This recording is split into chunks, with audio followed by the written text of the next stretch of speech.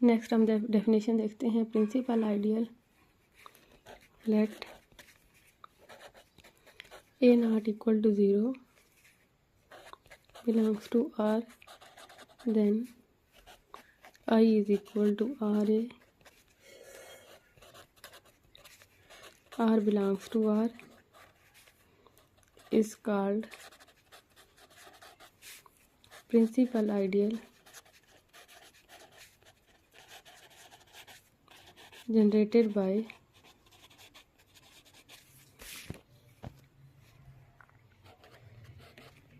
A।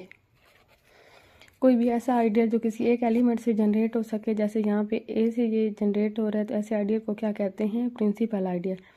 R A जो है, जो लेफ्ट आइडियल था, ये भी प्रिंसिपल आइडियल होगा, और जो ए आर है राइट आइडियल, वो भी प्रिंसिपल आइडियल होगा। इसका और भी नाम है, प्रिंसिपल आइडियल को साइक्लिक आइडियल भी कह सकते हैं और इरेड्यूसिबल आइडियल भी कह सकते हैं।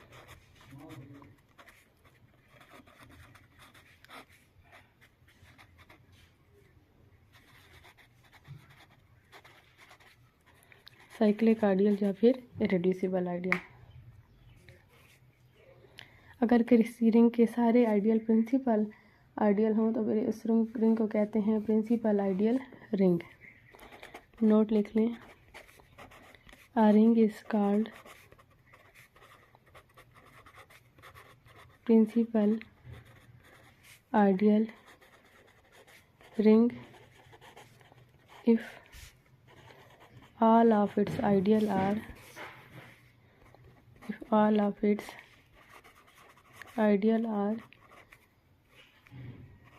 Principal ideal. अगर सारे आइडियल प्रिंसिपल आइडियल होंगे तो रिंग क्या कहलाएगी? Principal ideal ring. इससे रिलेटेड थ्योरम देखते हैं। Ring of integers is a principal ideal ring।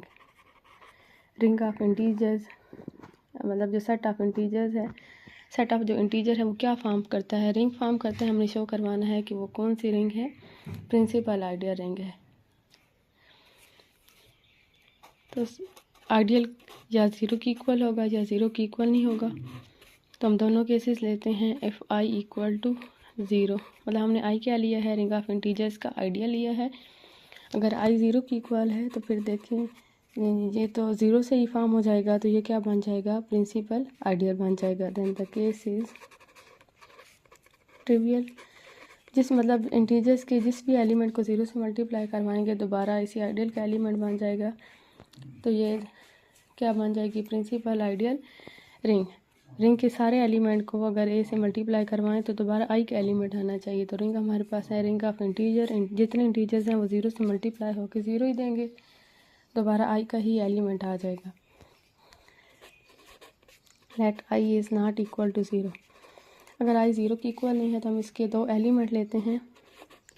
Late A belongs to I. A और बी हम दो एलिमेंट लेते हैं। A smallest element, let A be the smallest integer in I and b belongs to I, be any other integer। Then by division algorithm हमने a और B I के दो element उठाए। आई 0 की इक्वल नहीं है तो 0 के अलावा इसमें और एलिमेंट्स होंगे। हमने उनमें से दो, एक ए सबसे स्मॉलेस्ट एलिमेंट ले लिया, इसको ए का नाम दे दिया है, उसके अलावा कोई और एलिमेंट बी ले लिया है। Then by division algorithm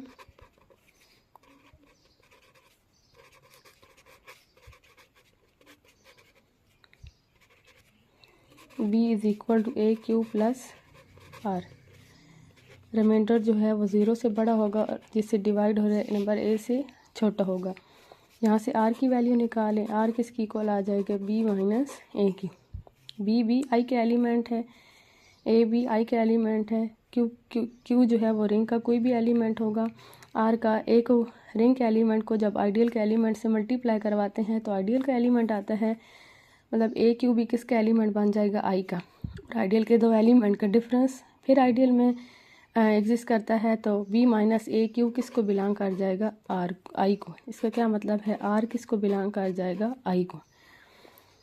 are जो है वो आई का एलिमेंट है और आर जो है वो ए से लेस है, लेकिन हमने कहा था कि ए जो है वो आइडियल का सबसे स्मॉलेस्ट एलिमेंट है, तो उससे छोटा कोई एलिमेंट नहीं है। तो आई आर के लिए सिर्फ क्या पॉसिबिलिटी बचती है कि आर की वैल्यू क्या होगी, 0।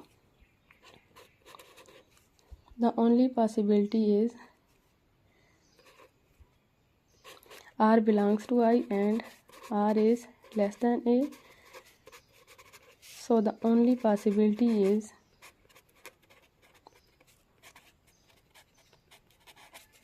R is equal to 0।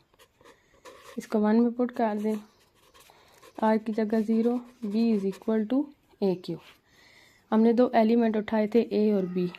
B जो है वो A के ही मल्टीपल की फॉर्म में आ गए हैं, मतलब हमने दो एलिमेंट उठाए थे A और B, दूसरा जो है वो पहले के ही मल्टीपल्स की फॉर्म में आ गया है। तो इसका क्या मतलब है, A जो है वो यहाँ पे I को जनरेट कर रहा होगा।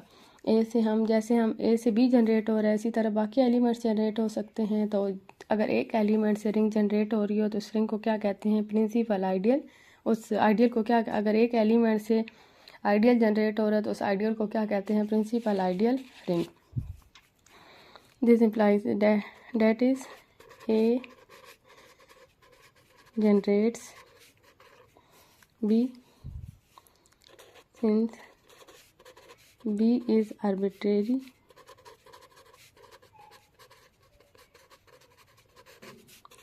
so A generates B, A generate I arbitrary ideal था तो रिंग ऑफ इंटीजर्स का हर आइडियल प्रिंसिपल आइडियल बन जाएगा, तो ring of integer principal ideal ring बन जाएगी।